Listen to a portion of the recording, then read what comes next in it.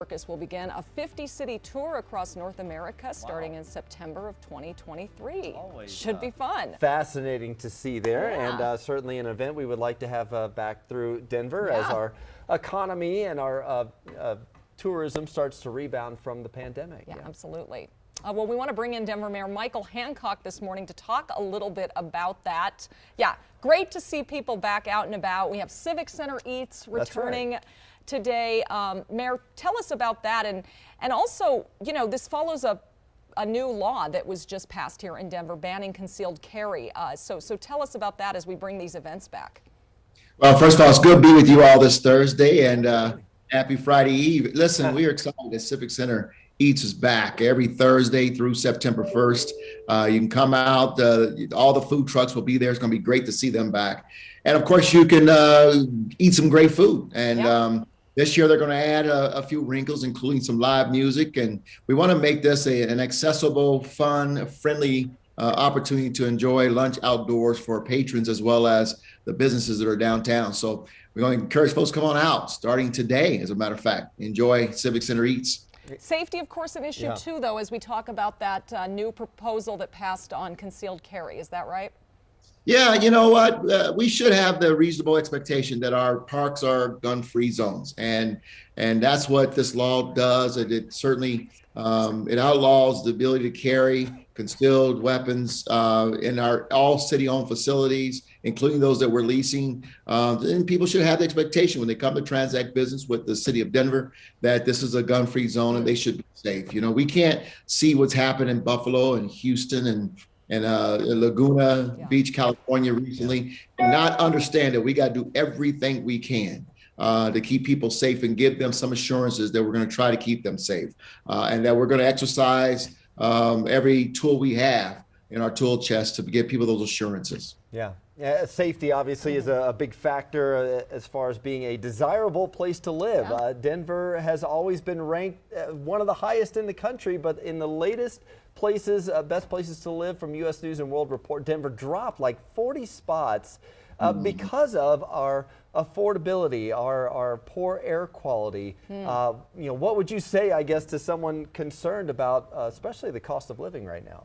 Hey, listen, we'll be back. The reality is, I'll remind you all, it wasn't that long ago. Within the last few years, Denver was #1 for a couple consecutive years. We were at least in the top 5 for numerous years. For all the things that you talked about, our quality of life, our affordability to live, our environment, and our commitment to clean air. And we got there before, we'll get there again. We've been through, like every other American city, some very difficult times. You can't fly at a clip that Denver's been flying, and when things hit, we fell pretty hard, and we hit pretty quickly. And the reality is that we have all that it takes in terms of the people, the commitment to our environment, commitment to accessibility and quality of life for all residents.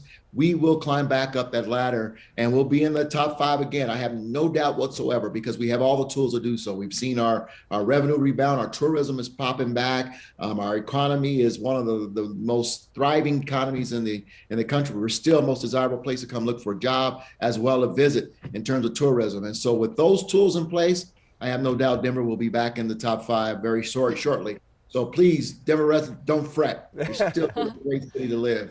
I was kind of hoping it might keep a few people from moving here. It's kind of nice to have it to ourselves sometimes. You know, here's the good thing. The good news is that people discovered Denver. The bad news is that people discovered Denver. Right. Exactly. You have housing crisis the way, or at least cost the way we are. You know, it's about demand outstripping supply. It's very basic economics. We got more people wanting to live here, and that says something about our city, about its attractiveness. And so we'll get it sorted out, and we have to do it as a metro region because we can't accommodate all the people who want to live in our area. I want to quickly ask Mr. Mayor, another issue that just affects so many cities right now, the fentanyl crisis. The governor's about to sign a bill, and you're going to host a summit on fentanyl soon. Tell us a little bit about that.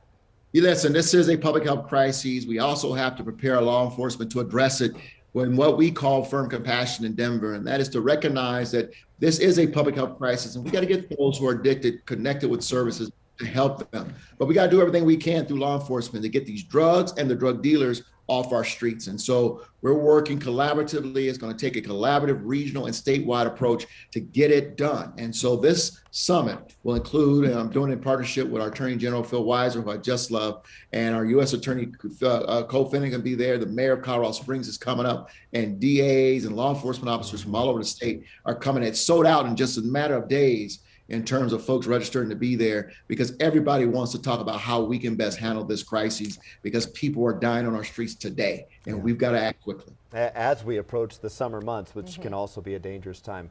Mayor Absolutely. Hancock, thank you so much for joining us. Good to talk to you and good to see you this morning. Hey, you all have a great weekend. All right, go Avs too. Yeah. Go Avs. All right.